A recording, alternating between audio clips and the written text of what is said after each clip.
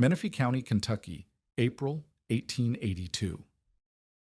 While his neighbors rushed to complete standard log cabins before the wet season, German-born cooper Johannes Eberhardt was still working, lining the interior of his 16 by 22-foot cabin with waxed canvas hung on wooden strips. His neighbors called it wasteful. They called him a fool. Why waste time on oiled cloth when proper chinking and daubing had worked for generations? Then June 27th arrived. Beaver Creek flash flooded after violent thunderstorms that nearly destroyed Frenchburg and drove water through every crack and weak joint on the ridge. Standard cabins took water through their walls. Neighbors fought mold, swollen floorboards, and damp bedding. They burned 60% more wood just to dry out their soaked interiors. But Eberhardt's stupid canvas system kept his cabin bone dry while using less fuel than anyone else. What did this German cooper understand about waterproofing that generations of proven logcraft had missed? Hans Eberhardt had spent the better part of 2 decades learning that water finds its way into everything. At 42, the German-born craftsman carried the calloused hands of a cooper who had sealed countless barrels against seepage, and the careful eye of a millwright who had watched grain wagons leak their precious cargo when canvas covers failed during canal runs along Pennsylvania's main line. His small tool chest held the brass fittings and specialized planes that marked a man who understood joints and weather tightness, while his 2 carefully tended bee boxes represented something else entirely, a source of the beeswax that would become central to his unconventional plan. The seafaring oilcloth practice Hans had observed during his years around the canals was elegantly simple. Mariners had been treating canvas with linseed oil and beeswax since the 18th century, creating flexible barriers that shed water while remaining workable in harsh conditions. He had watched teamsters struggle with failed wagon covers during spring storms, seen cargo ruined when cotton duck absorbed moisture instead of shedding it, and learned that the difference between success and disaster often came down to the quality of the treatment and the wisdom of the application. When Hans selected his building site on the south-facing shelf above Beaver Creek, he was already planning something no one in Menifee County had attempted. His 16 by 22-foot single-pen cabin would follow local log construction practice in most respects: tulip poplar and white oak logs, 6 by 8-inch sills, 9-foot wall plates cut to traditional specifications. But between those seasoned logs and his living space, Hans intended to create something entirely different: a 3/4-inch air gap filled with treated canvas that would serve as both a drainage plane and a draft barrier. The modern building science that would later quantify the thermal resistance of still air spaces was unknown to Hans, but his practical experience told him that dead air provided insulation while moving air carried heat away. More importantly, he understood that wind-driven moisture could penetrate the finest chinking work, and that once water reached the interior face of a log wall, it had nowhere to go except into the living space, or deeper into the wood itself. Silas McCrae was the first to voice what most of the ridge was thinking. The teamster had hauled freight over these hills for 15 years and built his own cabin using methods that had served his father and grandfather. When he watched Hans tacking clean cotton duck across his wall frames to measure spans, McCrae's skepticism was immediate and blunt. "Logs don't leak," he declared, kicking at one of Hans's carefully squared sills. "Your gaps do." The implication was clear. Hans was creating problems where none existed, introducing complexity that would inevitably fail. Tom Hensley approached the project from the perspective of a man who made his living burning hardwood into ash and charcoal. He understood timber, understood moisture, and understood the traditional balance between tight construction and proper drying. When the smell of warming linseed oil began drifting from Hans's temporary work area, Hensley shook his head in disgust. "Wax is for candles and beehives, not houses," he announced to anyone within earshot. "You'll trap damp and rot your walls from the inside out." Margaret O'Rourke had raised 2 sons in a log cabin and knew the daily reality of frontier housekeeping. She had fought mold and damp through countless wet seasons, had learned to recognize the musty smell that preceded serious problems, and had developed the careful routines that kept a home livable through Appalachian weather. When she caught the sharp scent of heated oil and turpentine that marked Hans's canvas preparation, her reaction was immediate and practical. "You'll suffocate your own house with that oil stink," she warned. "Wait till July heat hits that mess." Hans patiently explained his reasoning to each critic, though few seemed interested in the technical details. He was not attempting to seal his logs, he insisted, but rather creating an interior catch plane that would intercept wind-driven moisture before it could reach his living space. Any water that penetrated the chinking would hit the waxed canvas, run downward along its surface, and exit at a controlled point near the floor. Meanwhile, the air gap would reduce both drafts and the condensation that formed when warm, moist interior air met cold log surfaces during winter weather. The method drew directly from the wagon and boat experience that had shaped Hans's understanding of water management. He was not replacing traditional chinking and daubing, but adding a sacrificial interior layer that could be maintained and replaced as needed, exactly like the oil-treated cloth that protected cargo during canal transport. Hans's confidence in his concept proved premature when he mounted his first attempt in early May of 1882. The factory canvas he had purchased in town came with the standard commercial sizing, a starch-based treatment that manufacturers applied to give fabric body and prevent fraying during transport and handling. Hans had worked with enough industrial materials to recognize sizing when he saw it, but he underestimated how thoroughly the factory coating would resist his oil and wax treatment. His initial mixture leaned heavily toward the oil side of the formula, a 2-to-1 ratio of boiled linseed oil to beeswax that seemed logical for penetration but proved too soft for structural stability. When he heated the combination in his double pot and brushed it onto the sized canvas, the treatment beaded and pooled rather than soaking into the fibers. The factory coating acted as a barrier, creating an uneven film that would flex and crack under stress instead of forming the durable, integrated protection he needed. The installation revealed additional problems Hans had not anticipated. The 10-ounce cotton duck, heavy enough to resist tearing, proved too heavy for its own good when saturated with the oil mixture.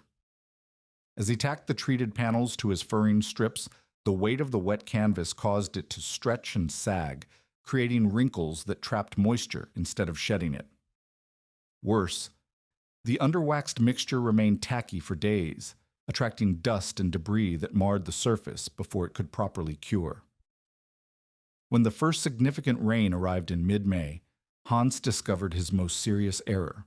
He had simply tucked the bottom edge of the canvas behind the baseboard, assuming that gravity would carry any intercepted moisture harmlessly away. Instead, water that reached the bottom of the panels pooled in the loose fabric fold, creating a reservoir that slowly wickeded moisture through the floorboards and created dark stains across 8 feet of his carefully laid pine flooring. The failure was comprehensive but instructive. Hans recognized that he faced 3 distinct problems requiring 3 separate solutions. The factory sizing prevented proper impregnation and would have to be removed entirely. His mixture ratio needed adjustment to create a film that would cure hard while maintaining flexibility. Most critically, he needed an engineered drainage detail that would positively direct water away from the interior rather than hoping for the best. Hans began his corrections by addressing the canvas preparation. He filled his largest kettle with creek water and boiled the fabric in sections, using a long paddle to keep the material submerged and moving. The hot water dissolved and lifted the starch sizing, which he could see clouding the water as it leached from the fibers.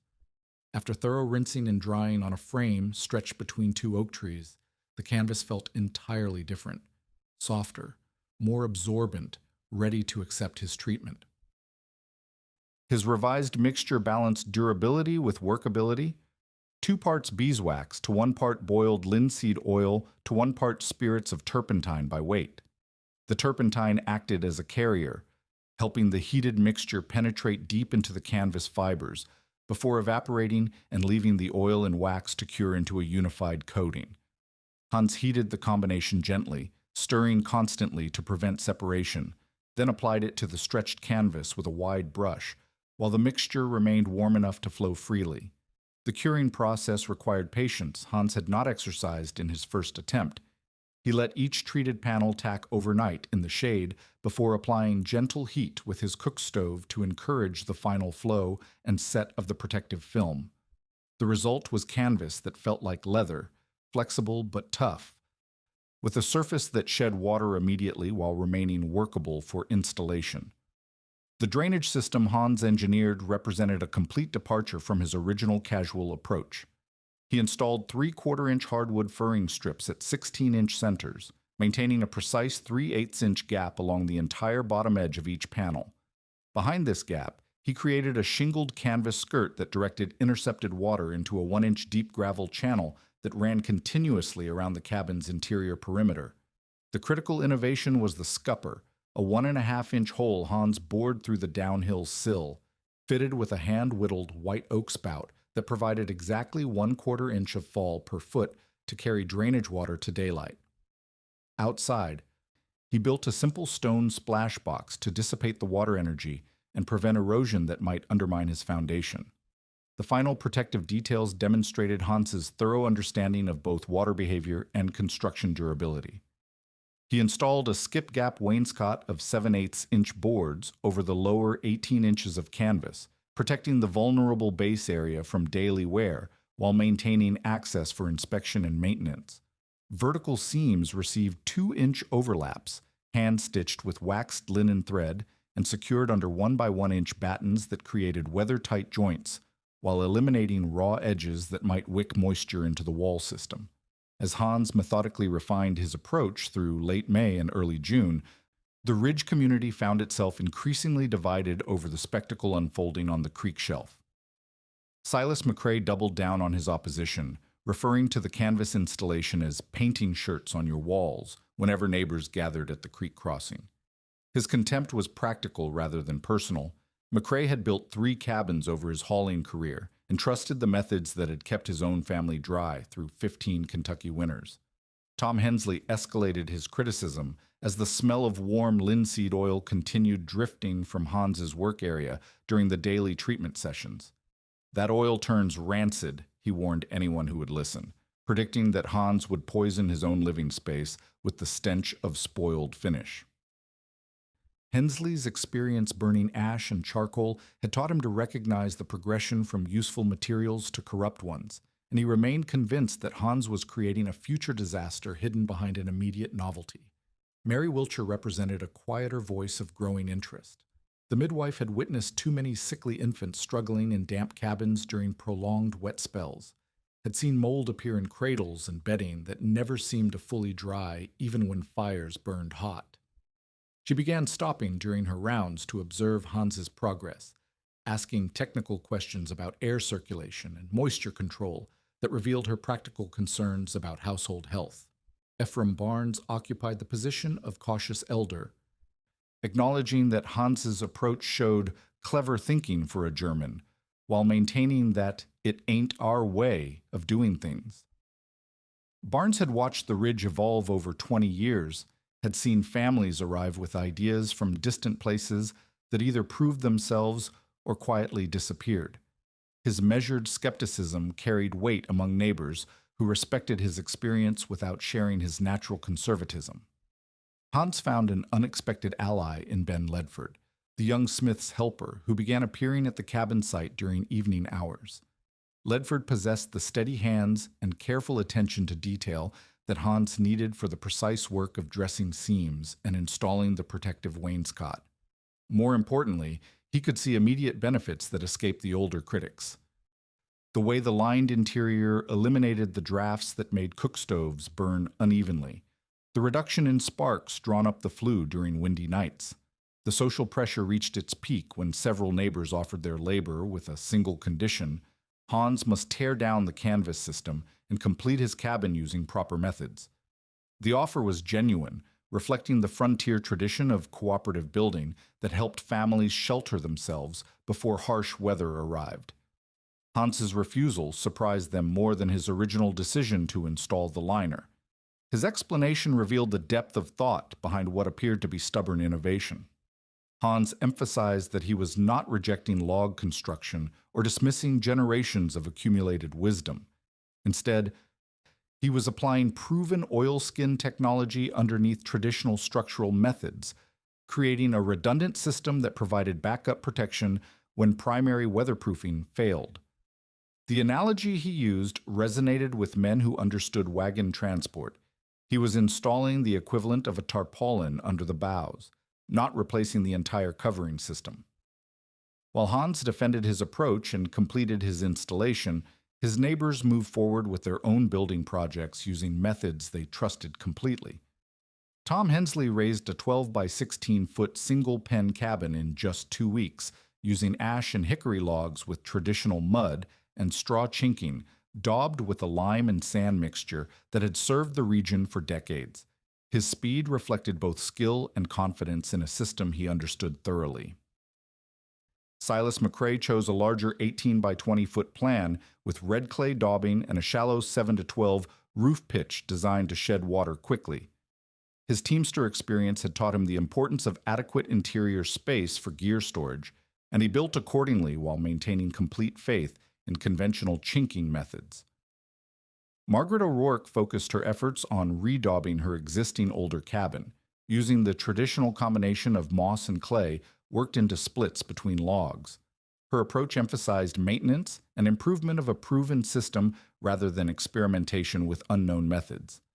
By mid-June, Hans had completed his installation in 21 working days of careful, methodical progress. The final result represented a hybrid approach that preserved traditional log construction while adding a modern moisture management system that would not look out of place in later building practice. His chalk marks on the woodpile and the mercury thermometer hung from Harris's store marked his commitment to documenting the performance of his innovation through whatever weather the Kentucky mountains might deliver. The completion of multiple cabins using different approaches set the stage for a natural experiment that would test not just construction methods, but the wisdom of accepting or rejecting innovation when survival hung in the balance. Hans had created his redundant protection system. His neighbors had trusted the proven path. The weather would determine who had chosen wisely. The test that would validate or destroy Hans Eberhardt's experiment arrived with devastating force on June 27, 1882. A series of violent thunderstorms rolled across eastern Kentucky that evening, bringing the kind of sustained, wind-driven rain that exposed every weakness in frontier construction. Down in the valley, Beaver Creek transformed from a manageable waterway into a raging torrent that swept through Frenchburg with such fury that several residents drowned and much of the county seat was left in ruins. On the ridge above the creek, where the cluster of new cabins stood exposed to the full force of the storm, the rain hammered horizontal against log walls for 6 unrelenting hours. This was not the gentle soaking that tested roof systems and foundation drainage, but the kind of weather that drove water through every hairline crack, every imperfect joint, every gap in chinking that had seemed insignificant during construction. Tom Hensley's cabin, positioned to catch the brunt of the eastern exposure, began showing distress within the first 2 hours. A knot check in one of his ash logs, invisible during dry weather, opened under the thermal stress of the cold rain and began emitting a steady trickle that mapped down the interior wall. By midnight, water had penetrated behind his carefully applied lime and sand daubing at 3 separate points, creating dark stains that spread across the hewn log faces and began pooling along the floor joints. Silas McRae's larger cabin initially seemed to be weathering the storm better, protected by his confidence in heavy clay daubing and steep roof pitch. But as the rain continued through the night, driven by winds that found every exposed corner and joint, moisture began penetrating the red clay mixture where it had shrunk away from the logs during the spring drying season. The 18 by 20-foot interior that had felt spacious and secure during construction now revealed hidden vulnerabilities as water found pathways that had been invisible under normal conditions. Margaret O'Rourke discovered that her strategy of redaubing the older cabin with traditional moss and clay infill was proving inadequate against the sustained assault. Her pantry, where she stored flour and preserved foods in wooden containers, began developing the telltale musty odor that announced moisture infiltration. Quilts and woolen clothing that had been dry at sunset were noticeably damp to the touch by dawn, despite the fire she kept burning throughout the night. Inside Hans's canvas-lined cabin, The storm's fury created a dramatically different outcome. The waxed cotton panels showed their effectiveness immediately, intercepting wind-driven moisture before it could reach the interior walls. Clean rivulets formed on the treated surface and ran downward in controlled streams, following the drainage path Hans had engineered rather than spreading randomly across log faces or pooling in corners where it could cause lasting damage. Hans documented the performance with methodical precision, using the mercury thermometer and sling psychrometer he had acquired from Harris's store. His morning readings during the worst week of weather showed interior temperatures holding steady between 58 and 62 degrees Fahrenheit, even with the cook stove running at minimal heat. More significantly, his relative humidity measurements remained between 58 and 64%, well within the range that prevented mold growth and maintained comfortable living conditions. The fuel consumption comparison provided the most dramatic evidence of the system's relative efficiency.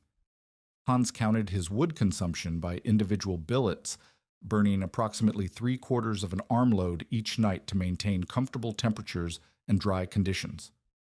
Tom Hensley, fighting both heat loss through drafts and the additional burden of evaporating moisture that had infiltrated his interior surfaces, required a full armload plus an additional quarter load each night, 60% more fuel to achieve inferior results. By the third day after the storm, the structural consequences of the different approaches became impossible to ignore. Hensley found himself redaubing failed sections twice as water continued finding new pathways through stressed joints. McCrae faced surface mold appearing along 2 corners where moisture had concentrated, forcing him to leave windows open during the day to promote drying, a strategy that further cooled his interior and increased his heating costs. Margaret O'Rourke resorted to lifting and repositioning 3 floorboards near her hearth, attempting to dry them sufficiently to prevent warping and rot. The musty smell in her pantry persisted despite her efforts to increase air circulation, threatening the stored food that represented months of careful preservation work. Hans's maintenance during this period consisted of brushing accumulated grit from his interior drainage channel and wiping the canvas surface with a dry cloth, simple tasks that took minutes rather than hours and required no specialized materials or skilled labor. The comparison created a moment of reckoning that cut through months of theoretical debate. Ephraim Barnes, observing the aftermath with the clear eyes of long experience, finally acknowledged what the evidence made undeniable. "Logs don't leak," he admitted to Hans, "till they do." His request for advice about installing a similar drainage system behind the Sunday school wall marked the beginning of a fundamental shift in community attitudes toward innovation and traditional practice. The transformation of community opinion proved swift and decisive. Within a week of the floodwaters receding, Tom Hensley appeared at Hans's door with an expression that mixed embarrassment with urgent practical need. The ash burner and charcoal man who had dismissed the canvas system as wasteful nonsense now wanted detailed instructions for installing his own moisture barrier. Margaret O'Rourke followed 2 days later, accompanied by Mary Wiltshire and Reverend Silas Thornton, forming an unlikely delegation of converts who had witnessed the dramatic performance difference during the worst weather any of them could remember. Hans provided instruction with the same methodical precision he had applied to developing the technique. The process began with proper canvas preparation, washing to remove factory sizing, thorough drying, then treatment with his proven 2-to-1-to-1 mixture of beeswax, boiled linseed oil, and spirits of turpentine. He demonstrated the heating process, emphasizing the importance of gentle, steady warmth that would allow the mixture to penetrate completely without scorching the fibers or creating an uneven film. The installation guidance Hans provided reflected his hard-won understanding of both the critical details and the common failure points.